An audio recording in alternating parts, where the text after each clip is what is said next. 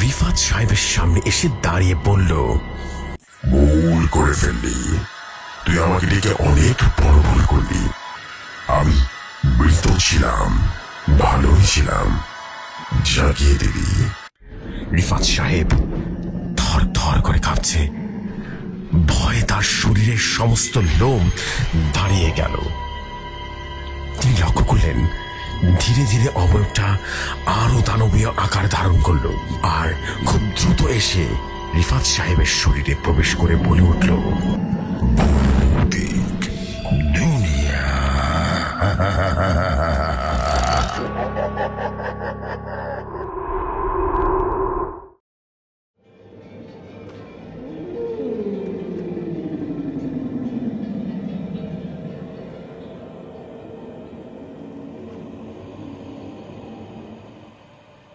যেভাবে লেখা আছে আমি ঠিক সেভাবেই পড়ছি। তিনি লিখেছেন, আসসালামু আলাইকুম, আশা করছি আপনারা সবাই অনেক ভালো আছেন। জেফরি ভাই, আশা করি আপনিও ভালো আছেন।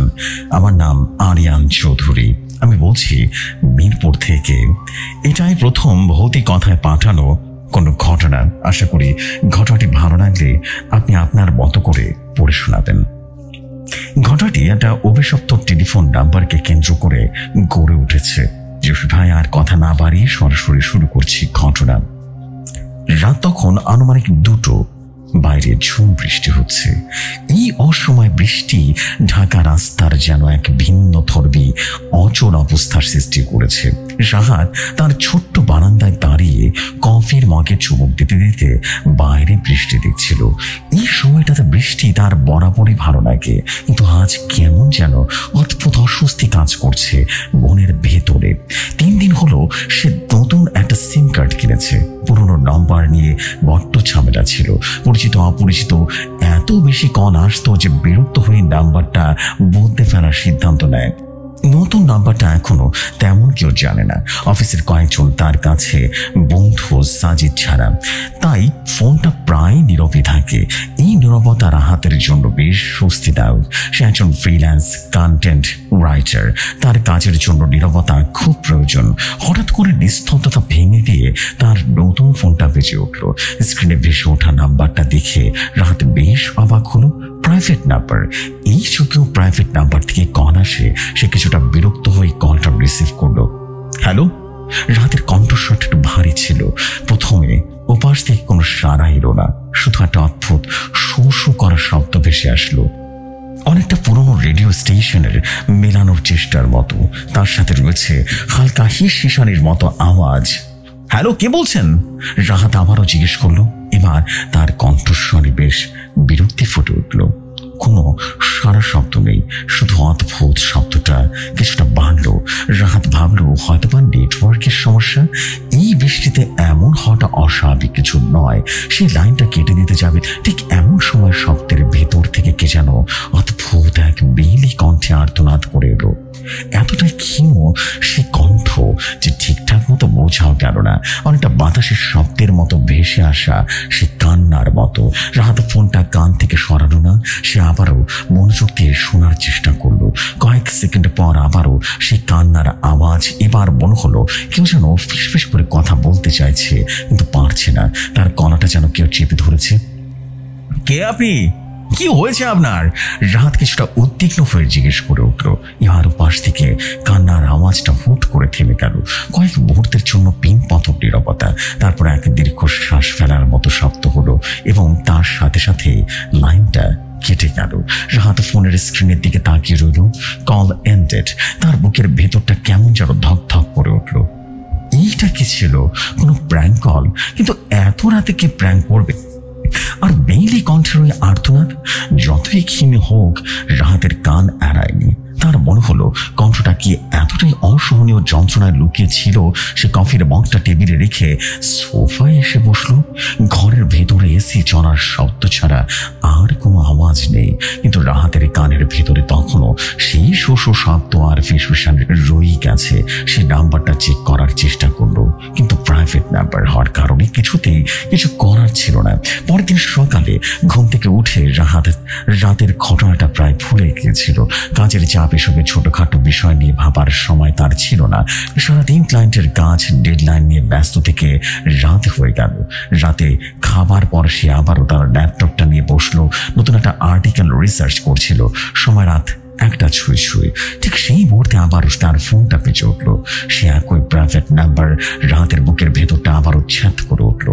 গতকালের ঘটনাটা সিনেমার রিনের মতো চোখের সামনে ভেসে উঠলো। সে কাঁপা কাঁপা হাতে তার কলটা রিসিভ করলো। হ্যালো।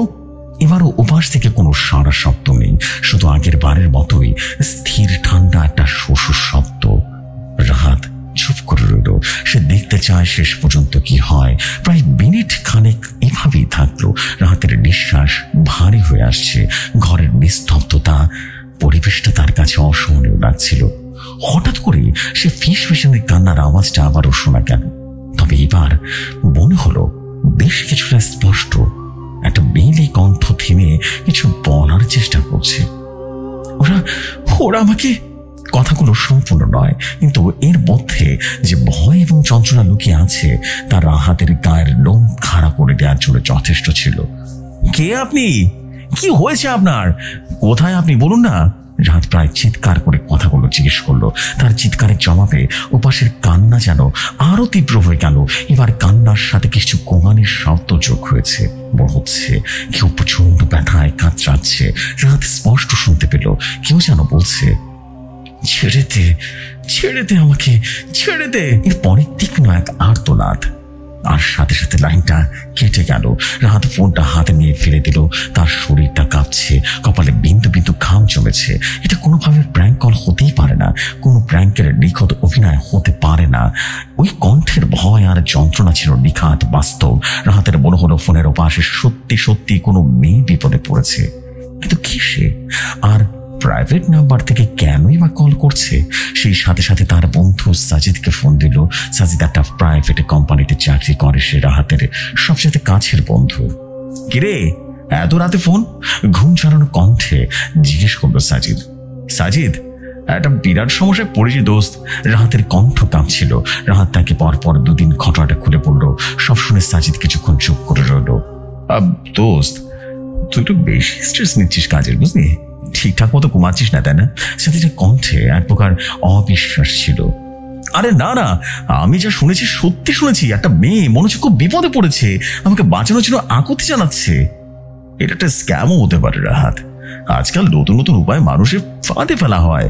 হয়তোবা কোনো ইমোশনাল ব্ল্যাকমেল করে টাকা আদানো ধান্দা। আর তুই কল রিসিভ করবি না, নাম্বারটা ব্লক করে দে।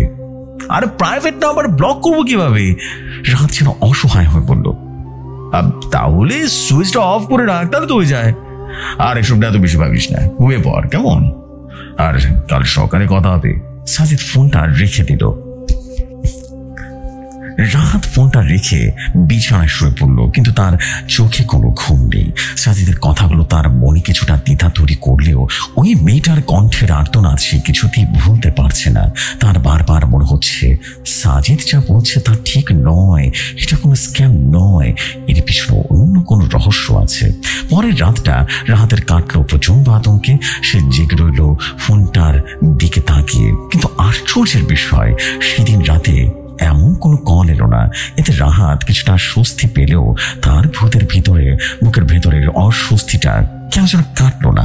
তার পরের দিন ছিল শুক্রবার, রাহাতের সপ্তাহে ছুটির দিন। সারাদিন টুকটাক কাজ সেরে বিকেলে সে একটু বের হলো। ফেরত আসতে আসতে প্রায় রাত 10টা বেজে গেল। ঘরে ফিরে ফ্রেশ হয়ে ল্যাপটপ অন করলো, কিন্তু কিছু মুভি দেখবে বলে ঠিক করলো। রাত 12টা বাজার সাথে সাথে তার ফোনটা আবারও বেজে উঠলো। সে একই প্রাইভেট নাম্বার। রাহাতের হৃদস্পন্দন দ্রুত হতে শুরু করলো। সে কয়েক সেকেন্ডে ফোনের দিকে তাকিয়ে রইল, তারপর মনকে শক্ত করে কলটা রিসিভ করলো। এবার সে ঠিক করেছে সে ভয় পাবে না, সে জানার চেষ্টা করবে শেষ পর্যন্ত। হ্যালো। তার কণ্ঠটা শান্ত কিন্তু ধীর। ওপাশ থেকে সেই পরিচিত শব্দ। রাহাত চুপ করে রইল। সে কোনো কথা বলবে না, দেখবে ওপাশ থেকে কি বলে। প্রায় 30 সেকেন্ড পর সে মেয়েটা কণ্ঠটা শুনে গেল। এবার কান্না বা আর্তনাদ নয়, এবার কণ্ঠটা স্থির, ঠান্ডা আর আবেগহীন, যেন অনেক দূর থেকে ভেসে আসছে। তুমি কি শুনতে পাচ্ছ? রাহাতের সারা শরীর বরফ হয়ে গেল। এই প্রথম ওপাশ থেকে সম্পূর্ণ বাক্য শোনা গেল। হ্যাঁ, আমি শুনতে পাচ্ছি। কে আপনি? রাহাত গলা কাঁপা কাঁপা কণ্ঠে বলল। আমার নাম শারমিন। কণ্ঠটা ধীরে বলল, ওরা আমাকে মেরে ফেলেছে। এই কথা শোনার সাথে সাথে রাতের হাত থেকে ফোনটা পড়ে গেল। তার নিঃশ্বাস বন্ধ হয়ে আসার উপক্রম হলো। মেরে ফেলেছে? তার মানে সে এতক্ষণ যার সাথে কথা বলছিল সে বেশি নেই। তাহলে কি? রাত কোনো মতে নিজেকে সামলে ফোনটা তুলে কানে লাগালো। কে আপনি? কেন আমার সাথে এমন প্র্যাঙ্কটা করছেন? তার কণ্ঠ দিয়ে স্বর বের হতে চাইছে না। ওপাশ থেকে দীর্ঘশ্বাস ফেলার শব্দ এলো। সেই শব্দটা এতটাই জীবন্ত যে রাহাতের মনে হলো শারমিন নামের এই মেয়েটা যেন তার পাশে দাঁড়িয়ে নিঃশ্বাস ফেলল। এটা কোনো প্র্যাঙ্ক নয়, আমার কথা কেউ বিশ্বাস করবে না। তুমি করবে? শারমিনের কণ্ঠে এবার একরাশ আকুতি ঝরে পড়ল। রাত কি বলবে বুঝে উঠতে পারছিল না। তার যুক্তিবাদী মন বলছে এইটা একেবারেই অসম্ভব, এটা হ্যালুসিনেশন। কিন্তু তার কান যা শুনছে, তার অনুভূতি যা বলছে, তা যে বাস্তবকে ছাপিয়ে যাচ্ছে। আমি কিভাবে বিশ্বাস করব? ওরা আমাকে শেষ করে দিয়েছে। আমার লাশটাকে খুঁজে পায়নি। আমার আত্মা শান্তি পাচ্ছে না। ওদের শাস্তি হওয়া দরকার। কণ্ঠটা আবারও হিংস্র শোনালো। কারা কারা করেছে এই কাজ? রাহাত আতঙ্কিত হয়ে জিজ্ঞেস করল। রক্তচাপা ফিরা, মনে রেখো, রক্তচাপা ফিরা। কথাটা বলার সাথে সাথে বিকটে চিৎকারের শব্দ শোনা গেল। সেই সাথে অনেকগুলো পুরুষের হাসির শব্দ, যেন একদল হয় না এসে স্বীকার করলো তাকে। তারপর আবার তীক্ষ্ণ আর্তনাদ আর ধস্তাধস্তির আওয়াজ। কয়েক সেকেন্ড পর সব থেমে গিয়ে শুধু ঠুপ ঠুপ ঠুপ ঠুপ করে শব্দ হতে লাগলো, যেন কোনো কল থেকে পানি পড়ছে। আর তার পরপরই লাইনটা কেটে গেল। রাহাত বিছানার উপরে পাথর হয়ে বসেছিল। তার শরীর যেন অবশ হয়ে গেছে। রক্তজবা ভিলা, এই নামটা তার মাথায় গেঁথে গেছে। এইটা কিসের নাম? কোন বাড়ি নাকি কোনো এলাকা?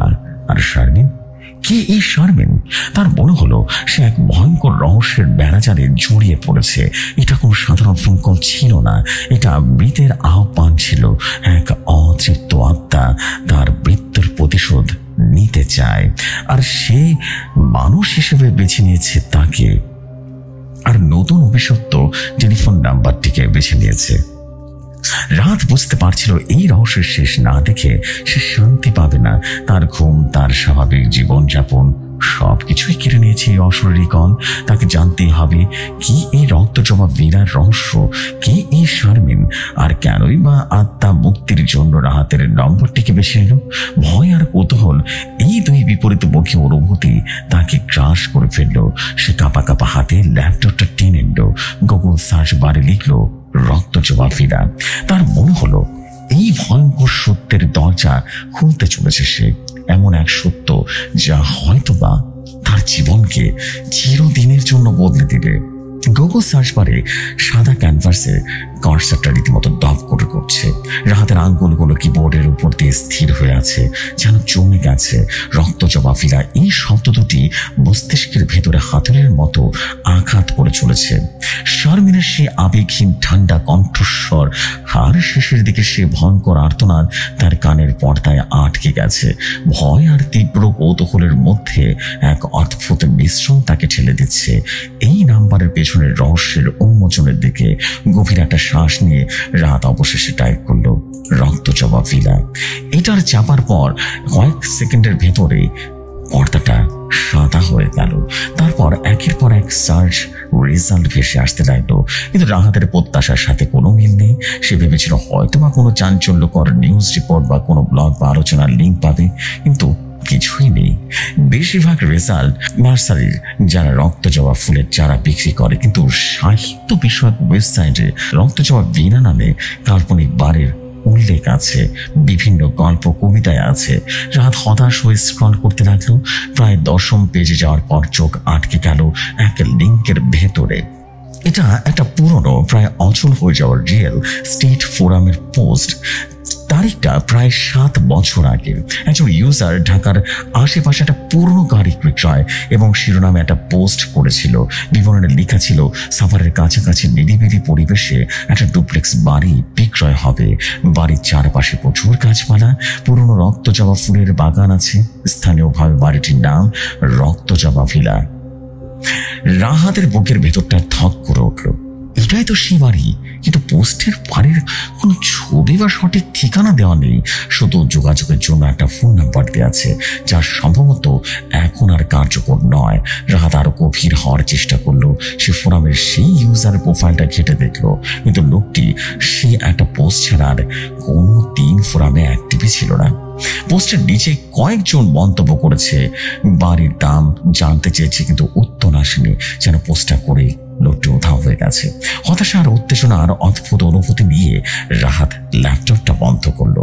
একটা ক্ষীণ সূত্র সে পেয়েছে, বাড়িটা সাভারের কাছাকাছি কোথাও অবস্থিত, কিন্তু এত বড় এলাকার মধ্যে সে কিভাবে খুঁজে বের করবে? পরের দিন সকালটা রাহাতের জন্য খুব অন্যরকম ছিল।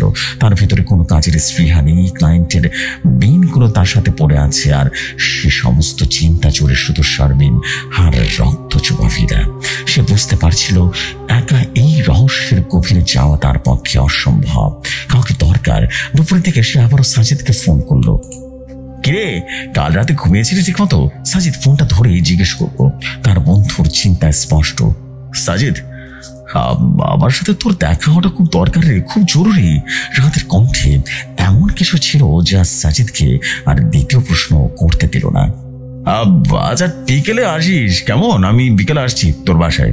বিকেলে সাজিদ যখন এলো, রাহাতের বিধ্বস্ত চেহারা দেখে সে চমকে উঠলো। চোখ দুটো লাল, বসে গেছে চুল একেবারে উস্কো খুস্কো, যেন সারা রাত এক ফোঁটাও ঘুমাতে পারেনি। আর কি অবস্থা করেছিস নিজের? আমি বলেছিলাম না ওসব নিয়ে তুই না ভাবতে। তাহলে সাজিদ যেন থমকে সরে বলল। রাহাত কোনো ভূমিকা না করে তার গত রাতের কল এবং গুগল সার্চ করা সেই তথ্যগুলো পাওয়ার সমস্ত ঘটনা খুলে বলল। সাজিদ মনোযোগ দিয়ে সব ঘটনা শুনল। তার কপালের ভাঁজ ক্রমশ ভারী হচ্ছে। দেখ রাহাত, সব শুনে সাজিদ শান্তভাবে বলল, আমি মানছি পুরো ব্যাপারটা অদ্ভুত, কিন্তু এর মানে এই না যে তুই যা ভাবছিস তার সত্যি।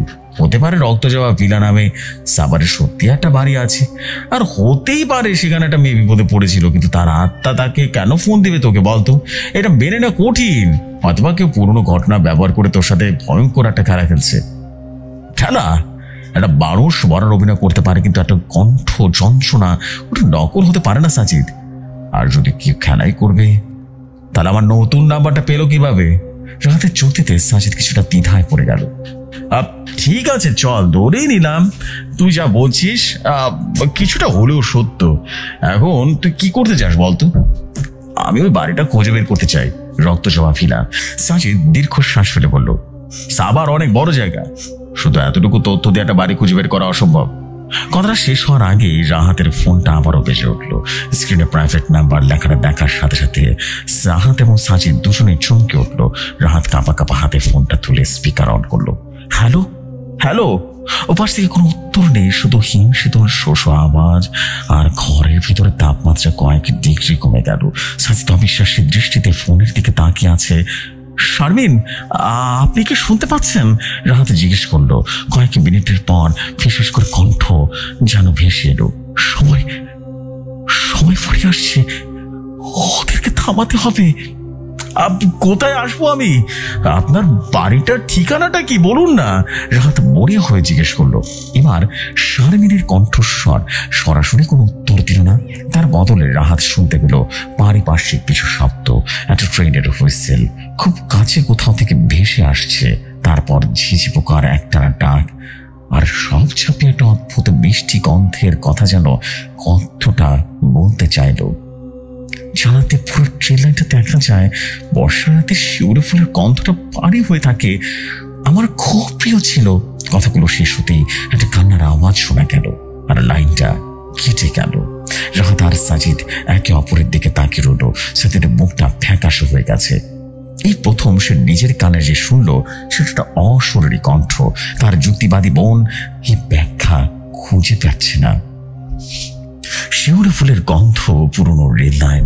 রাহাত বিড়বিড় করে পড়ল, সাজিদ, এটা একটা বড় ক্লু। সাভারের এমন কোন জায়গা আমাদের খুঁজতে হবে যার পাশ দিয়ে রেল লাইন চলে গেছে এবং যেখানে পুরনো বড় বড় বাড়ি থাকার সম্ভাবনা আছে। সাজিদ কিছুক্ষণ স্তব্ধ হয়ে বসে রইল, তারপর পকেট থেকে নিজের ফোনটা বার করে ম্যাপ অন করলো। চল না দেখি কিছু পাওয়া যায় কিনা। সাভারের দিকে পুরনো রেল লাইনে একটাই, ঢাকা আরিচা হাইওয়ে বেশ কিছুটা ভেতর দিকে। পরদিন সকালে দুজন বেরিয়ে পড়লো এবং রাহাতের পুরনো বাইকটা নিয়ে তারা ছুটে চলেছে সাভারের দিকে। আকাশটা সকাল থেকে মেঘলা, যেন প্রকৃতিও তাদের রহস্যময় যাত্রার সঙ্গী হয়েছে। হাইওয়ে ছেড়ে তারা একটা সরু রাস্তায় ঢুকে পড়লো। দুপাশে সবুজ ধান খেয়ে তার দূরে আবছা গাছের সারি। পরিবেশটা শান্ত হলেও একটা অজানা আতঙ্ক দুজনের মধ্যে যেন ঘিরে ধরেছে। তারা বেশ কয়েকটি গ্রামের মধ্য দিয়ে গেল। রেললাইনটা রাস্তার সমান্তরাল বেশ কিছুটা দূরে দিয়ে চলে গেছে। স্থানীয় কয়েকজন রক্ত জমা ভিলা বা এমন কোনো পুরনো বাড়ির কথা জিজ্ঞেস করেও কোনো উত্তর দিতে পেল না। কেউ নাম শোনেনি, আবার কেউ বা নামটা শুনে অদ্ভুতভাবে এড়িয়ে যাচ্ছে, যেন ওটা কোনো নিষিদ্ধ নাম। দুপুরের দিকে একটা চায়ের দোকানে বাইকটা থামালো ওরা।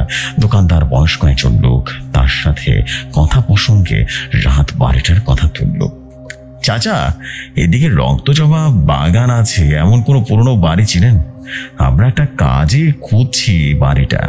লোকটা তাদের দিকে কিছুক্ষণ স্থির দৃষ্টিতে তাকিয়ে রইল, তারপর নিচু গলায় বলল, আপনারা ওই বাড়ির খোঁজে আসছে না?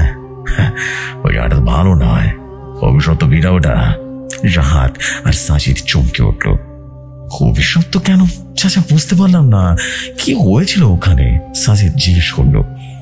অনেক বছর আগের কথা, লোকটা বলতে শুরু করলো। ওই বাড়িতে একটা পরিবার থাকতো, কর্তা গিন্নি আর তাদের একমাত্র যুবতী মাইয়া। মায়াটার নাম আসিল শারমিন। কি সুন্দর যে আসিল মায়াটা, কিন্তু তার কপালটা সুখ শুইল না। একদিন রাতের বেলা মায়াটা ডাকাত পড়লো বাড়িতে। বাপ মা বাইন ধারাই খা মায়াটার উপরে। বলতে গিয়ে লোকটা থেমে গেল, তার চোখ ছলছল করে উঠল। তারপর মাইরা বাড়ির পেছনে জঙ্গলে ফালায় রাখছিল। পুলিশ আসছিল, অনেক খোঁজাখুঁজি করছিল, কিন্তু মায়াটার লাশ আর পাওয়া যায়নি।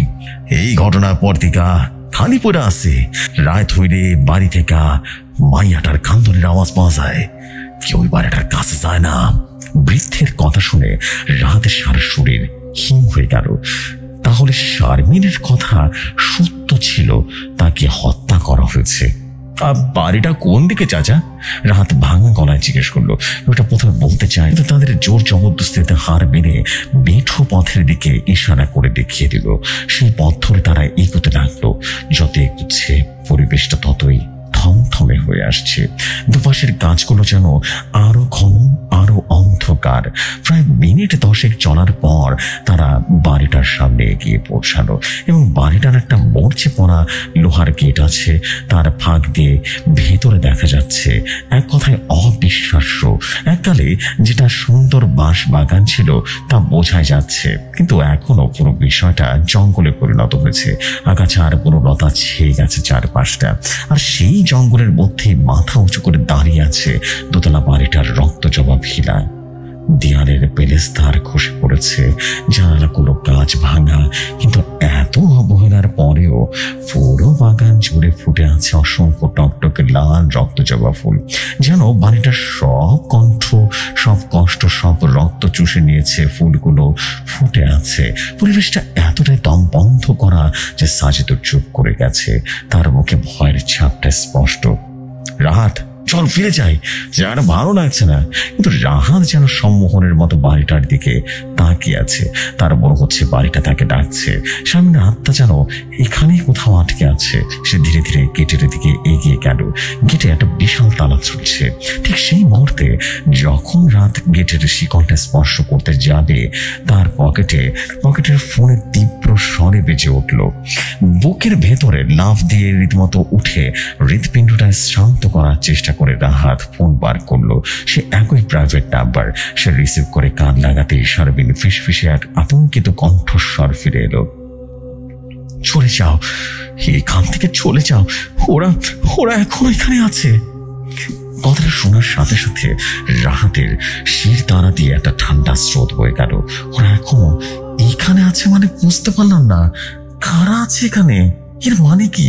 সে চমকে বাড়িটার দোতলার দিকে তাকালো, আর তখনই দৃশ্যটা তার চোখে পড়ল। দোতলা একটা ভাঙা জানালার ওপারে আবছা অন্ধকারের ভেতরে এক মুহূর্তের জন্য যেন ছায়া মূর্তি একটা সরে গেল। একটা মুখ নাকি শুধু মনের ভুল, কিন্তু রাহাত স্পষ্ট দেখলো জানালার ছেঁড়া পর্দাটা সামান্য নড়ে উঠল, যদিও বাইরে এক ফোঁটা বাতাস নেই। জানালার ভেতরে ছায়া মূর্তিটা বেরিয়ে যেতে 1 সেকেন্ডও সময় লাগলো না, কিন্তু সেই 1 সেকেন্ডের দৃশ্যটা রাহাতের মস্তিষ্কে স্থায়ীভাবে রয়ে গেল। তার শরীরে জমে আছে, হাত পা ঠান্ডা হয়ে আসছে। সে ফিস ফিস করে সাজিদের দিকে তাকিয়ে বলল, ভেতরে কেউ আছে? সাজিদ, আমি দেখছি ভেতরে অবশ্যই কেউ আছে। সাজিদের রাহাতের ফ্যাকাশে আতঙ্কিত মুখের দিকে তাকালো। শারমিনের শেষ কথাগুলো, ওরা এখন এখানে আছে, আর তার কানের ভেতরে যেন প্রতিধ্বনিত হচ্ছে। এতক্ষণে অবিশ্বাস দ্বিধা সব উবে গিয়ে তার জায়গা নিয়েছে তীব্র আদিম ভয়। সে রাহাতের হাত ধরে একটা হাঁচকা টান দিল। রাহাত, চল, এখনই চল এখান থেকে, এটা স্বাভাবিক কোনো ব্যাপার নয়। সাজিদের চিৎকারে রাহাতের ঘোর কাটলো। সে বুঝতে পারলো এই মুহূর্তে এখানে দাঁড়িয়ে থাকা চরম বোকামি। শারমিনের আত্মা শুধু তার মৃত্যুর কথাই জানায়নি, সে এক জীবন্ত বিপদ থেকে তাদের সতর্ক করেছে। ওরা মানে শারমিনের হত্যাকারী এখনো ওই অভিশপ্ত বাড়ির কোনো কথা কোনোভাবে জড়িত আছে। দুজন প্রায় দৌড়ে বাইকের কাছে ফিরল এবং বাইকটা স্টার্ট দেওয়ার সাথে সাথে রাহাতের হাত কাঁপছিল। তারা যে পথে এসেছিল সে থমথমে নির্জন পথে দ্রুত বেগে পেরিয়ে গেল। একবারের জন্য পেছন ফিরে তাকানোর সাহস হলো না কারোরই। ঢাকার রাস্তায় ফিরে আসার আগ পর্যন্ত পুরোটার জায়গায় কেউ কোনো কথা বলল না। বাইকের ইঞ্জিনের শব্দটা ছাপিয়ে দুজনের কানেই যেন বাজছে।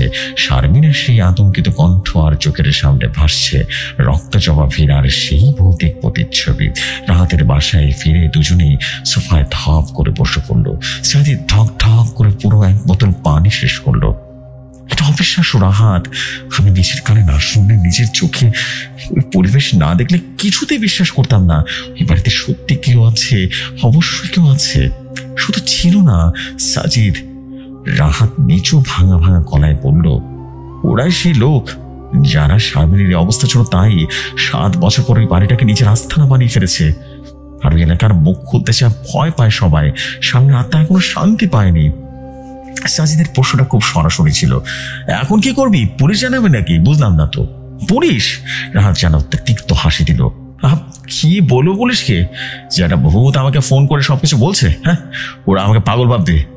আর ওই বড় চাচার কথা মনে আছে? পুলিশ আগেও এসেছিল কিন্তু কিছুই হয়নি। তার মানে হত্যাকারীরা সাধারণ কেউ নয়, ওরা খুব প্রভাবশালী। সাজিদ চুপ করে গেল। রাহাত ঠিকই বলেছে, তাদের কাছে কোনো প্রমাণ নেই। যা আছে তা হলো একটা অশরীরী কণ্ঠের কিছু কথা, ছায়ামূর্তি দেখার অদ্ভুত অভিজ্ঞতা। এইটা আদালতে তো দূরের কথা, ডায়েরিতে তোলাও অযোগ্য। রাতটা রাহাতের কাটলো প্রচন্ড মানসিক যন্ত্রণার মধ্যে। সে আলো জেলে বসে রইল, আর তার মনে হচ্ছিল শারমিন তার দিকে বিশাল এক দায়িত্ব নিয়ে বসে আছে, এক অসহায় ভাবে। এবং সে ঘুমানোর চেষ্টা করলো না, কারণ সে জানে চোখ বন্ধ করলেই ভেসে উঠবে রক্ত জবা ফিরার সেই ভাঙা জানালাটা। ভোরবেলার দিকে ফোনটা আবারও বেজে উঠলো। রাহাত চমকে উঠল না, কারণ কলটা ছোট। সে অপেক্ষা করছিল, কাপা হাতে ফোনটা কানে লাগালো। এবার ওপাশে একটা শোষ শব্দ নেই, আর কোনো আর্তনাদ নেই, শুধু পিন পতন, নীরবতা। রাহাতও চুপ করে রইল। কয়েক মুহূর্ত পর শারমিনের কণ্ঠস্বর ভেসে এলো। এবার কণ্ঠটা আগের চেয়ে আরো অনেক স্পষ্ট, কিন্তু কান্নার ভারে ভেঙে পড়েছে। ওরা আবারও আসবে। আজ রাতে ওরা সব প্রমাণ মুছে ফেলতে চায়। কি প্রমাণ শারমিন, বলো তো কোথায়? রাহাত মনে হয়ে জিজ্ঞেস করলো। আমার শরীর, ওরা আমাকে শেষ করে বাড়ির পেছনের জঙ্গলে পুরো শুকনো কোয়ার্টার ভেতরে ফেলে দিয়েছিল, পাথর চাপা দিয়ে। কণ্ঠটা কান্নার ঘৃণায় কাঁপছে। ওই কোয়াটা খুঁজে বের করো, ওটাই একমাত্র প্রমাণ। আমার শরীরটা খুঁজে বের করো, আমাকে মুক্তি দাও প্লিজ। শারমিনের আকুতি রাহাতের হৃৎপিণ্ডটাকে দুমড়ে মুচড়ে দিচ্ছিল। সে শুনতে পেল পাশ থেকে একটা শিশুর কান্নার মতো আওয়াজ আসছে। তারপর ধীরে ধীরে সবকিছু শান্ত হয়ে গেল। লাইনটা কেটে গেল। রাহাত বিছানা থেকে লাফ দিয়ে উঠল। সে পেয়েছে, অবশেষে সে প্রমাণটা পেয়েছে যা দিয়ে অপরাধীদের মুখোশ খোলা সম্ভব হবে। একটা লাশ, হারিয়ে যাওয়া দেহ, সাথে সাথে সে সাজিদ ফোন দিয়ে সমস্ত ঘটনা বলল। সাজিদ সবকিছু শুনে চুপ করে থাকলো এবং বলল, ঠিক আছে, এবার আমাদের একটা তথ্য আছে আর একটা নিখোঁজ দেহের সন্ধান আছে। এটা পুলিশের কাছে নিয়ে যাওয়া যায়, কিন্তু লোকাল থানায় নয়, আমাদের হেডকোয়ার্টারে যেতে হবে। সাজিদের একটা দূর সম্পর্কের মামা পুলিশের ডিটেকটিভ ব্রাঞ্চে কাজ করতেন, এখন রিটায়ার্ড করেছেন, কিন্তু তার যোগাযোগ রয়ে গেছে। সাজিদ তার মাধ্যমে ডিবি অফিসের একজন সৎ এবং বিচক্ষণ অফিসার ইন্সপেক্টর রশিদের সাথে যোগাযোগের ব্যবস্থা করল। পরের সকালেই তারা ইন্সপেক্টর রশিদের মুখোমুখি বসেছিল। ইন্সপেক্টর রশিদ 50 একজন মানুষ, তার তীক্ষ্ণ চোখ দুটো যেন মানুষের ভেতরে পুড়ে ফেলতে পারে। রাহাত প্রথম দিকে শেষ পর্যন্ত সব ঘটনা তাকে খুলে বলল। ফোনের কথা, শারমিনের কথা, রক্তচোয়া ফিরা, জানালার ছায়া মূর্তি, আর সব শেষে কুয়োর ভিতরের লাশের কথা। ইন্সপেক্টর রশিদ সবটা শুনলেন পাথরের মূর্তির মতো, তার মুখে কোনো প্রতিক্রিয়া নেই।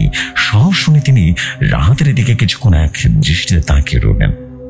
আপনার গল্পটা বেশ ইন্টারেস্টিং মিস্টার রাহাত, যে কোনো থ্রিলার সিনেমার প্লট হতে পারে। তা আপনি আশা করছেন আমি একটা ভূতের কথার উপর ভিত্তি করে অ্যাকশনে যাব? হ্যাঁ স্যার, আমি জানি এটা অবিশ্বাস শোনাচ্ছে। রাহাত মরিয়া হয়ে পড়ল। আপনি ভূতের কথাটা বাদ দিন, কিন্তু 7 বছর আগের যে ঘটনাটা আনসলভ কেস, এখন নিখোঁজ মেয়ে, একটা পরিত্যক্ত বাড়ি যা এখনো কেউ ব্যবহার করছে, আর গোপন কুয়ার ভেতরে সে লাশের সন্ধান, এই তথ্যগুলো তদন্ত করা শুরু করুন। এটা কি তদন্তের জন্য যথেষ্ট নয়? ইন্সপেক্টর রশিদ রাহাতের চোখের দিকে তাকালেন। তিনি হয়তোবা ভূত বিশ্বাস করেননি, কিন্তু রাহাতের কথার মধ্যে সততার এই ডেসপারেশন ছিল যা অভিজ্ঞতার তার চোখ এড়িয়ে যায়নি। তিনি তার কম্পিউটার অন করে পুরনো ফাইলগুলো ঘাঁটতে শুরু করলেন। কিছুক্ষণ পর তিনি শারমিনের কেসটা খুঁজেও পেলেন। ফাইলের বিবরণের সাথে রাহাতের কথাগুলো মিলে যাচ্ছে। ঠিক আছে, ইন্সপেক্টর রশিদ সাহেব শেষ করলেন অবশেষে এবং বললেন, ঠিক আছে, আমি একটা টিম নিয়ে আজ রাতে ওই বাড়িতে যাব, কিন্তু যদি আপনার তথ্য মিথ্যে হয়, বিনা কারণে যদি পুলিশকে হেনস্থা করার জন্য আপনার বিরুদ্ধে কিন্তু অ্যাকশনে চলে যাবো আমরা। আমি রাজি আছি স্যার। রাহাতের কণ্ঠে ছিল সেই আত্মবিশ্বাস। সেদিন রাতটা ছিল অমাবস্যার, চারপাশে নিকশ কালো অন্ধকারে ঢাকা। রক্তজমা ভিড়ার সামনে দুটো পুলিশের গাড়ি আর কয়েকটা বাইক নিঃশব্দে এসে দাঁড়ালো। ইন্সপেক্টর রশিদের নেতৃত্বে সশস্ত্র পুলিশের একটা দল প্রস্তুত। রাহাত আর সাজিদকে গাড়ির ভেতরেই থাকতে বলা হয়েছে। পুলিশের দলটা নিঃশব্দে দেয়াল টপকে ভিতরে ঢুকলো। কয়েক মুহূর্তের জন্য বাইরে থেকে কিছুই বোঝা গেল না। তারপর বাড়ির ভেতর থেকে ভেসে এলো চিৎকার আর ধস্তাধস্তির আওয়াজ। ইন্সপেক্টর রশিদ ওয়াকিটকিতে নির্দেশ দিচ্ছেন। প্রায় মিনিট 20 পর পুলিশ সদস্যরা হাত করা পরিয়ে 3 জনকে বাড়ি থেকে বের করে আনলো এবং রাহাত তাদেরকে দেখে চমকে উঠল। এরা এলাকার প্রভাবশালী ব্যবসায়ী আর রাজনৈতিক নেতার বখাটে ছেলে। 7 বছর আগে এরাও এখানে এসেছিল এমন ভাবে টাকার জোগাড়ে, ক্ষমতার দাপটে রীতিমতো ধামাচাপা দিয়ে দিয়েছিল পুরো বাড়িটা। এখন তাদের মাদক সেবা এবং অপকর্ম করার জন্য ব্যবহার করা হতো। অপরাধীরা ধরা পড়েছে, কিন্তু মূল প্রমাণ কিন্তু তখনও বাকি। ইন্সপেক্টর রশিদ এবার তাদের দল থেকে নিয়ে বাড়ির পেছনের জঙ্গলটাতে ঢুকলেন। টর্চের আলোয় তারা জঙ্গলটা চুষে ফেললেন এবং দেখতে লাগলেন। রাহাত আর সাজিদ গাড়ি থেকে নেমে দূর থেকে দেখছেন। অবশেষে একজন ইন্সপেক্টর চিৎকার করে উঠলেন, স্যার পেয়েছি! সবাই ছুটে গেল সেদিকে। ঘন ঝোপঝাড় আড়ালে লতাপাতা ঢাকা সব পুরনো কুয়োর মুখ। কয়েকজন মিলে কুয়োর মুখের উপরে রাখা ভারী পাথরগুলো সরালো। তীব্র পচা দুর্গন্ধ ছড়িয়ে পড়লো ভেতর থেকে। দমকল বাহিনীকে খবর দেওয়া হলো। তাদের সাহায্যে কুয়োর ভিতরে উদ্ধার করা হলো একটা মানুষের কঙ্কাল। কঙ্কালের গায়ে জড়িয়ে আছে একটা সালোয়ার কামিজের ছিন্ন ভিন্ন অংশ, আর হাতে পরা আছে একটা রূপোর চুড়ি। চায়ের দোকানে সে বৃদ্ধ শারমিনের বর্ণনা এই ছুরিটার কথা বলেছিল। সব প্রমাণ মিলে গেছে। শারমিনের হত্যাকারী তাদের কৃতকর্মের মুখোমুখি হয়ে দাঁড়িয়ে রয়েছে। রাহাত দূরে দাঁড়িয়ে দেখছিল কিভাবে শারমিনের দেহাবশেষ অ্যাম্বুলেন্সে তোলা হচ্ছে। এতদিন মেয়েটার আত্মা হয়তো বা কিছুটা শান্তি পাবে। তার চোখ দুটো জলে ভরে উঠল। এই পুরো যাত্রায় সে কিসের মধ্যে দিয়ে গেছে শুধু সেই জানে। ঠিক সেই মুহূর্তে চারপাশে পুলিশের ব্যস্ততা, অপরাধীর চিৎকার আর ওয়াকিটকির শব্দ। রাহাতের পকেটের ফোনটা শেষবারের মতো বেজে উঠল। সে ফোনটা বের করলো। স্ক্রিনে সেই পরিচিত ফোন, প্রাইভেট নাম্বার। সে কাঁপা কাঁপা হাতে কলটা রিসিভ করে কানে লাগালো। ওপাশে কোনো শব্দ নেই, কোনো কান্না, আর্তনাদ, ফিসফিসানি নয়। কয়েক মুহূর্তের নীরবতা, তারপর মেয়েটা শান্ত স্নিগ্ধ কৃতজ্ঞতা স্বরে বলল, এতটাই স্পষ্ট যেন রাহাতের পাশে দাঁড়িয়ে কে যেন কথা বলছে। ধন্যবাদ আপনাকে, শুধু এতটুকুই শব্দ। এরপর সবকিছুই মুক্তি আর শান্তি আর কৃতজ্ঞতার একটা আভা। এরপর একটা হালকা বাতাসের মতো দীর্ঘশ্বাসের শব্দ হলো, আর লাইনটা চিরদিনের জন্য শান্ত হয়ে গেল। রাহাত ফোনটা কান থেকে নামিয়ে স্ক্রিনের দিকে তাকালো। কল লগে প্রাইভেট নাম্বার থেকে আসা কোনো কল রেকর্ড নেই, সবকিছু মুছে গেছে। যেন কোনোদিনই কোনো কল আসেনি নাম্বার থেকে। তার সিম কার্ডটা এখন একটা সাধারণ সিম কার্ড। অভিশাপটা কেটে গেছে, শারমিনের আত্মা মুক্তি পেয়েছে, হত্যাকারীরাও শাস্তি পাবে। কিন্তু রাহাত কি আগের মতো স্বাভাবিক জীবনে ফিরতে পারবে? সে জানে সে পারবে না। প্রতিবার সে ফোন বাজারের শব্দে বুকের ভেতরটা যেন থপ করে উঠবে। প্রতিটি প্রাইভেট নাম্বার থেকে আসা নাম্বার সে শারমিনের কথা, রক্ত জমা ভিড়া সেই ভয়ঙ্কর রাতের কথা মনে করিয়ে দেবে। সে একজন মৃতকে শান্তি দিয়েছে, কিন্তু বিনিময়ে নিজের রাতের ঘুমকে চিরদিনের জন্য হারিয়ে ফেলেছে। জসু ভাই, এটাই ছিল ঘটনা। যদি ঘটনাটি ভালো লাগে তবে আপনি আপনার মতো করে পড়ে শোনাবেন। আমি আরিয়ান চৌধুরী। এটা ভৌতিক দুনিয়ায় পাঠানো প্রথম কোনো ঘটনা। ভালো লাগলে পড়ে শোনাবেন। আসসালামু আলাইকুম। ভৌতিক দুনিয়া দীর্ঘজীবী হোক।